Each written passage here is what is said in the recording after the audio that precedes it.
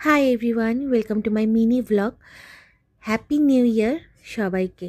2026 যেন সবার ভালো কাটুক, ভালো থাকুক আর যেন সবাই সুস্থ থাকুক। আজকে তাও একটু সকালে দেখি রোদ উঠেছে। আমার পলি দেখি রোদে ঠিক লম্বা হয়ে শুয়ে পড়েছে। ও এখন রোদ পোয়াচ্ছে। ওর একটা ফেভারিট কাজ শীতকালে। আমার বান্ধবীর ছেলে আসে আমার বাড়িতে আমার সাথে খেলা করতে এভরিডে সকালে। ওর জন্য আমি একটা কর্ড সেট কিনেছিলাম।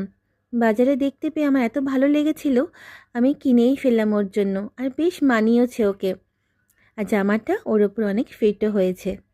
ও তো ভীষণ খুশি পেয়ে। ওকে আমি ভীষণ ভালোবাসি আর ও আমাকে আমার থেকেও বেশি ভালোবাসে।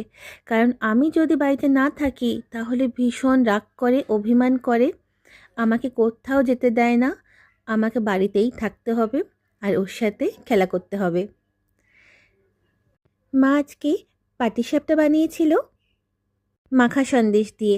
মাখা সন্দেশ মিষ্টির দোকান থেকে নিয়ে এসেছিলাম।